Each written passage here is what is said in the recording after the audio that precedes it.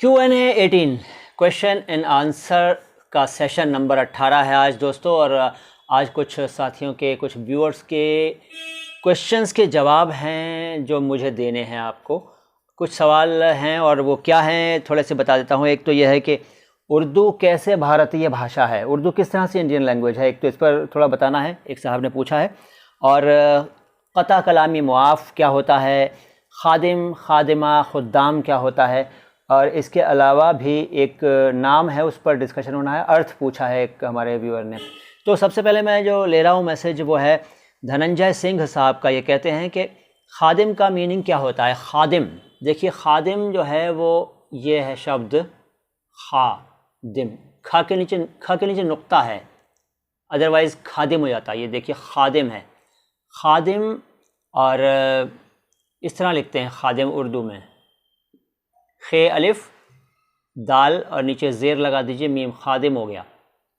खादिम का मतलब होता है सर्वेंट, नौकर कह सकते हैं। और इसके अलावा अटेंडेंट भी होता है, अटेंडेंट खिदमत करने वाला, सेवक कह सकते हैं, दास नहीं कह सकते, अनुचर कह सकते हैं, खादिम। ठीक है। अगर इसका फीमेल वर्जन चाहिए, मतलब इसका महिला को क्या कहेंगे तो खादिमा कह देंगे, खादिमा। और खादिमा जब कह देंगे तो ये मीम में हे मिल जाएगी, खादिमा हो जाता है वैसे तो। खादिमा यानी काम करने वाली, सेवा करने वाली। ठीक, खादिमा हो गया। अब इसका खादिम का बहुवचन क्या होता है। खादिम का बहुवचन देखिए, खादिम शब्द का बहुवचन खुद्दाम होता है, खुद्दाम, खुद्दाम, ख के नीचे नुक्ता, डबल द के नीचे हल, और खुद्दाम, खुद्दाम माने एक से ज़्यादा खादिम। ठीक है, खुद्दाम। पेश लगा दीजिए खे के ऊपर, दाल पर तशदीद और अलिफ और मीम, खुद्दाम यानी एक से ज़्यादा अनुचर, एक से ज़्यादा सेवा करने वाले, खुद्दाम। इसके बाद उर्दू किस तरह से भारतीय भाषा है इस पर बात करूँगा, लेकिन एक सवाल है जो कि एक मैसेज और लेता हूँ। क़ता कलामी मुआफ़ क्या होता है। क़ता कलामी मुआफ़, इसे क्या कहते हैं, कैसे लिखते हैं और इसका मतलब क्या है। पहले हिंदी में, क़ता कलामी मुआफ़ या माफ़, मुआफ़ लिख दीजिए, माफ़ लिख दीजिए, वैसे तो दोनों ही ठीक हैं। मुआफ़ लिखते हैं, बोलते तो आमतौर पर माफ़ ही हैं, मुआफ़। ये पूछा है कार्तिक एस साहब ने, कहते हैं इसका मतलब क्या है। क़ता कलामी मुआफ़, क़ता कलामी मुआफ़ का मतलब जानेंगे, लेकिन पहले देख लीजिए क़ता कलामी मुआफ़ उर्दू में लिखते कैसे हैं। क़ता, क़ाफ़ है ये, क़ाफ़, ये तोय है, तोय अक्षर है, तोय अक्षर ऐसे बनता है सीधा सीधा, क़ता, और इसको एन बना दीजिए या मिला दीजिए, क़ता हो गया। कलामी, काफ में लाम और अलिफ, कला, ये कला हो गया, और ये मीम, कलामी। और माफ़ या मुआफ़, मीम अलिफ, मीम आयन अलिफ फे, मुआफ़, क़ता कलामी मुआफ़। इसका मतलब है sorry to interrupt you, sorry to interrupt you. जब हम कोई बोल रहा होता है, हम बीच में कुछ कहना चाहते हैं तो हम इस तरह से बोलते हैं कि sorry to interrupt you. Urdu में कहते हैं क़ता कलामी मुआफ़। क़ता मीन्स तोड़ना, अलग कर देना, टुकड़ा कर देना, रोक देना। और कलामी बातचीत, माफ़ आप जानते हैं, क्षमा। तो इसका मतलब भावार्थ यह है कि माफ़ कीजिएगा, मैं आपकी बातचीत का सिलसिला तोड़ रहा हूँ, आपको बोलते बोलते रोक रहा हूँ और मैं बोल रहा हूँ, इसके लिए माफ़ी चाहता हूँ, क्षमा प्रार्थी हूँ। तो क़ता कलामी मुआफ़ कह देते हैं। और ये भी कहते हैं क़ता कलामी मुआफ़ हो कहें या ना कहें, लेकिन क़ता कलामी मुआफ़ भी काफ़ी है। एक बात ये हो गई। इसके बाद एक क्वेश्चन और एक मैसेज है जो कि हमारे पास है, किसने भेजा है, हाँ ये आया है ज़रियाब अमीन, नाम है इनका ज़रियाब अमीन। और क्या कहते हैं इनको, क्या इनके बात का जवाब है वो देख लीजिए। इन्होंने एक अक्षर को डिस्कस किया है, उसके बारे में अपनी शंका का समाधान चाहा है। और अक्षर कौन सा है, अक्षर है ये, जी हाँ, एन, उर्दू का आयन है ये, आयन। और इसके बारे में इनकी शंका ये है कि इन्होंने लिखा है सर आयन को मुझे मेरे उर्दू और पंजाबी उस्ताद ने हिदायत की थी अरबी के वज़न से हलक से निस्फ से निकालें, क्या अलिफ़ के वज़न पर पढ़ना इमलन गलत होगा? जो लोग नहीं समझे उनको बता दूं कि ये जानना चाह रहे या चाह रहे ही लगता है, वैसे तो जो भी है इनका मकसद ये है कि इनको ये जानना है कि इनके पंजाबी और उर्दू टीचर ने ये कहा इनसे कि हलक से आवाज़ निकालनी है इसकी, इस साउंड की, और ये हलक के आधे से आवाज़ निकालनी है। आयन बिल्कुल इस तरह से कहा होगा, तो आपके उस्ताद साहब ने बिल्कुल ठीक कहा आपसे। इसका उच्चारण एन नहीं है, एन तो हम कह देते हैं वैसे ही आसानी के तौर पर, एन नहीं है, आयन है, आयन आयन। अब ये अरबी अंदाज़ है, हर एक के लिए बोलना आसान नहीं होता, इसलिए मैं भी कहता हूँ कि भाई चलो एन कह दो, कोई बात नहीं, एन से काम चला दो, लेकिन ये एन नहीं है बल्कि ये आयन है, आयन, गैन नहीं। अब देखिए दोनों साउंड तकरीबन मिलते जुलते लगते हैं कुछ लोगों को, आयन और गैन। आयन तो यह है, गैन तब हो जाएगा जब इस पर नुक्ता लगा देंगे और शब्द बनेंगे गरीब, गुरबत, गायब वगैरह वगैरह में भी बीच में आ जाता है, लेकिन वो आता है गैन, इस पर नुक्ता जब लगा होता है। तो ये फ़िलहाल एन है यानी कि आयन। तो आपके उस्ताद ने बिल्कुल ठीक कहा है, इसमें कोई दो राय नहीं है, लेकिन बोलचाल के लिए हम लोग इसको एन पढ़ लेते हैं, अदरवाइज़ मुश्किल हो जाता है हम हिंदी भाषियों के लिए, उर्दू भाषियों के लिए उतना अरबी अंदाज़। और वैसे भी ज़रूरत क्या है, हम हिंदुस्तानी लोग हैं, अपने हिसाब से बोल लेते हैं चीज़ों को, ठीक है, तो एन कह देते हैं। अगर ज़्यादा ही गाढ़ी उर्दू बोलनी है और अरबी अंदाज़ को अपनाना है तो एन कह लीजिए, ठीक है। तो ये बात हो गई इनकी। इसके बाद एक और हमारे पास कमेंट है जिसमें एक साहब हैं जिन्होंने अपना नाम लिखा है और पूछा है कि ये इसके बारे में जानना चाहते हैं। देखिए पहले पूछते हैं ये क्या पूछते हैं, ये हैं, इनका सवाल ये है कि भाई मेरा नाम रेजाउल करीम, इन्होंने लिखा है, देखिए रेजाउल, इन्होंने इस तरह लिखा है करीम है, कहते हैं मेरा नाम रेजाउल करीम। सर मेरा नेम रेजाउल करीम, मेरे नेम का क्या मीनिंग है? शायद इनका नाम रज़ाउल करीम होगा, रज़ाउल करीम।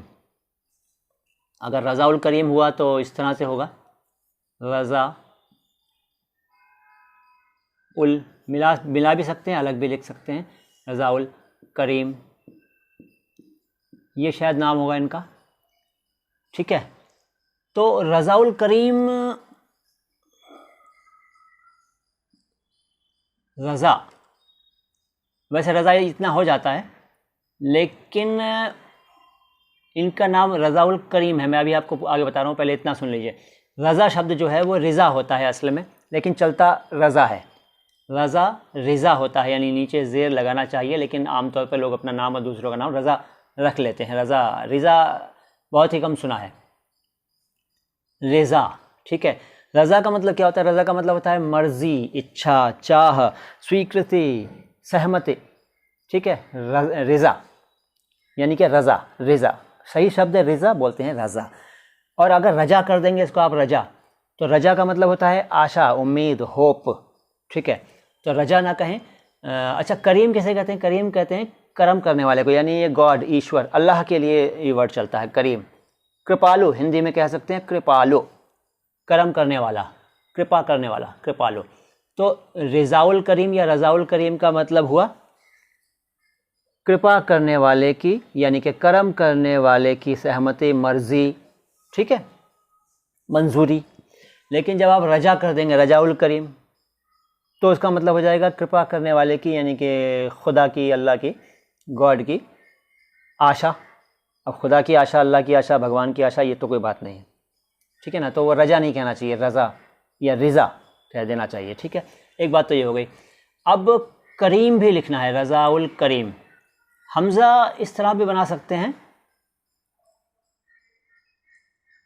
और ये लाम, काफ, ये मीम सब मिला हुआ है, देखिए रज़ाउल करीम। हमज़ा कई लोग लगाते हैं, कई लोग नहीं लगाते हैं। ये अल करीम है, वैसे मैं आपको अलग अलग बताता हूँ। ये रिज़ा या रज़ा, ज़ेर लगा देंगे रिज़ा बन जाएगा, अदरवाइज़ रज़ा तो है ही। और यह है इतना रज़ा है या रिज़ा है, इसके बिना भी लोग लिख लेते हैं। अब यह है अल करीम, ये भी रज़ा उल करीम या रज़ा अल करीम के योग से बना है, जोड़ से बना है। तो अल करीमी मिक्स हो गया। ज़रा सा अलग दिखाता हूँ आपको। अल करीम लिखना हो तो कैसे लिखते हैं? अल, ये लाम और काफ बराबर ही होते हैं, ये सीधा होना चाहिए और 2 नुक्ते, अल करीम। तो इस पर मिला कर इस तरह से लिख दिया जाता है। अभी मैं एंगल मेरा ठीक नहीं है, ना बैठने का तरीका ठीक है, मैं आपको जो दिखाई दे रहा हूँ जिस तरह से वो ठीक नहीं है, मुझे खुद समझ में आ रहा है। फ़िलहाल आज नया नया मामला है, अभी ये इस बोर्ड के साथ दूसरा वीडियो है, कह सकते हैं आप कि दूसरा है इस तरह से। तो सब कुछ ऐसे ही चल रहा है। थोड़ा सा मतलब बात पर ध्यान दीजिए, मुझ पर या माहौल पर, आसपास पे, सेटअप पर ध्यान मत दीजिए। ये आपके लिए मैंने बता दिया रज़ा उल करीम का के बारे में। तो आपके नाम का मतलब भी हो गया। इसके बाद एक साहब हैं हमारे जो कहते हैं कि भाई आपकी बातों से सहमत हूँ। नाम इनका राजेश कुमार। आपकी बातों से सहमत हूँ, मुझे ख़ासकर आपका सलाम हिंदुस्तान बोलना बहुत पसंद आया। मैं भी उर्दू सीख रहा हूँ, पर एक सवाल है कि जैसा कि आपने कहा कि उर्दू भारतीय भाषा है, पर यह अरबी फ़ारसी के ज़्यादा निकट है और ये सब विदेशी भाषाएं हैं, तो उर्दू भारत में जन्मी भाषा कैसे हुई? कृपया मेरे संशय को सुलझाएं, संशय को दूर करें, कहने का इरादा होगा इनका। तो उर्दू शुद्ध भारतीय भाषा कैसे है, ये मैं कहता हूँ, अक्सर कहता हूँ, बार बार कहता हूँ, और ये सच भी है, सभी लोग कहते हैं, और है, सच्चाई है तो कहेंगे ही लोग। लेकिन शुद्ध भारतीय भाषा कैसे है उर्दू?